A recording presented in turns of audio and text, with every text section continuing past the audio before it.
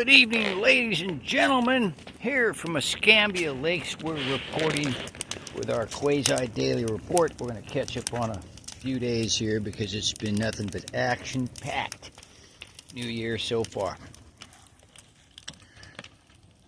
Just burning a little fire here. We got a lot of extra wood been sitting around here, and we need to clear some areas for goats and plants and produce more ash, which is great for the composting and all the growing we got planned for this year. It's already underway, folks.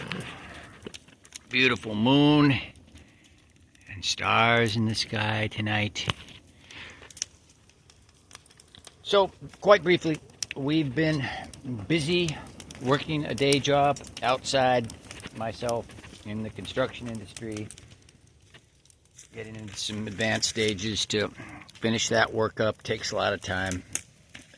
Rather be working here on our own land, but we gotta still bring in some income.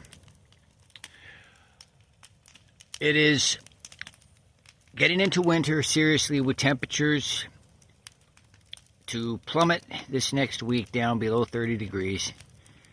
And there's some rain too, so we are hustling to get, after a few days dry spell. We've had rains just recently, but after a few days dry spell, we've got dry material dry enough to collect and get some more dry bedding material. Make sure all the goats have plenty of dry bedding material, leaves and pine straw and such. And we've got hay in storage, and we're dispersing that every day and cutting some plants and giving beet pulp and sunflower seeds and grain pellets to the goats. And we are going tomorrow to pick up a couple totes for our fertilizer production and some of the pneumonia vaccine to finish off our vaccination for ammonia to the goats, for the goats. And what else to say? Acquired a whole lot of yam yesterday.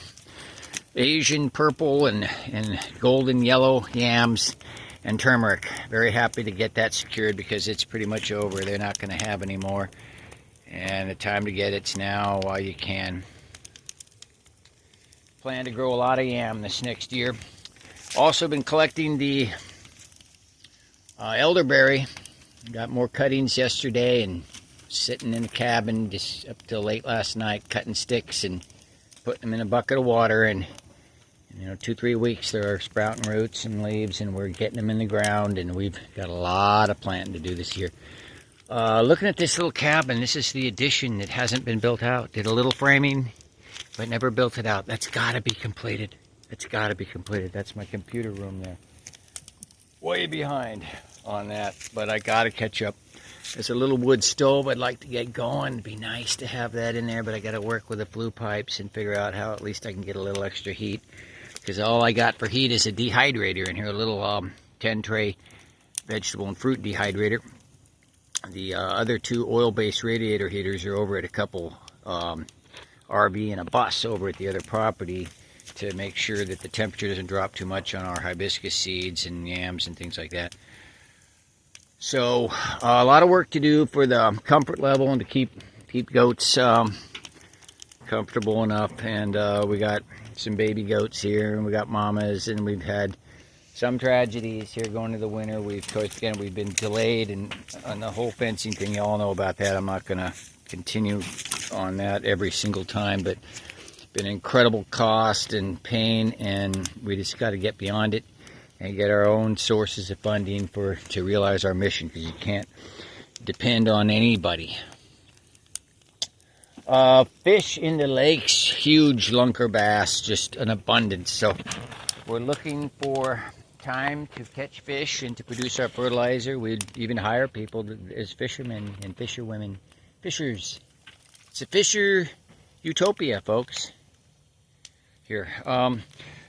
But it's hard to find anybody who wants to work and live in nature. It seems like they all want to live in the city and park their faces in front of screens all the time. And screens are fine, but why not enjoy some fresh air and work outdoors for a living. I don't know. But we'll find people eventually.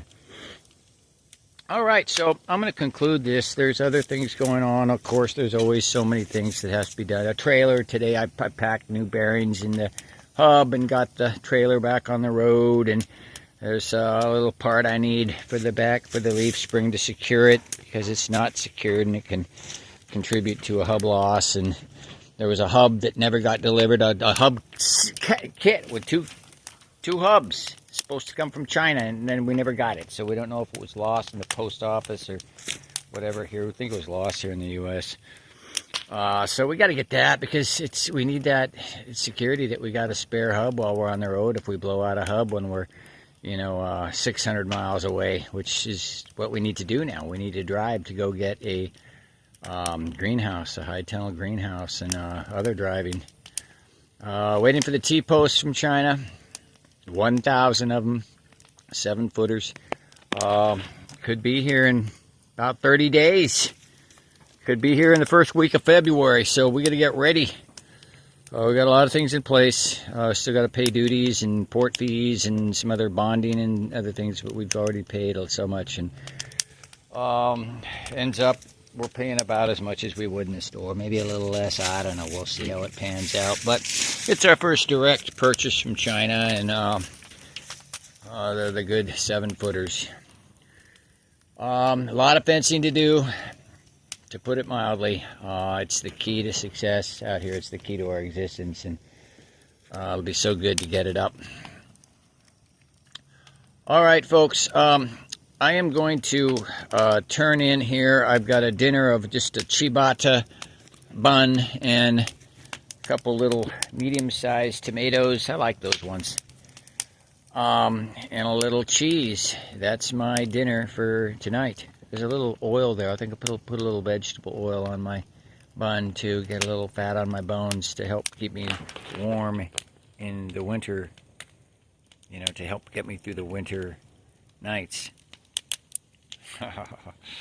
It does get cold, folks. I've got a blanket. All right.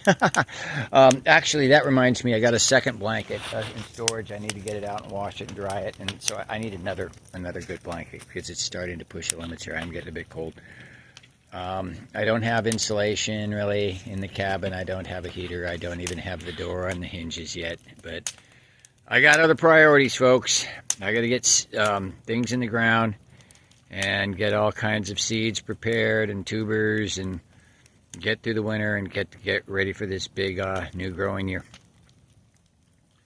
Thanks for your support for the Goat Refuge, and Escambia Lakes is one of the first properties here. There's a lot more coming, folks. Please get involved with Goat Refuge. There's a lot of ways to get involved and have a lot of perks and benefits and all too as part of the community. If you enjoy nature, wow, we're the place to be, because you'll be able to come out and experience it here in this part of the world that's so beautiful, up here in the northwest tip of the Florida Panhandle with the Alabama border. Just an amazing country up here.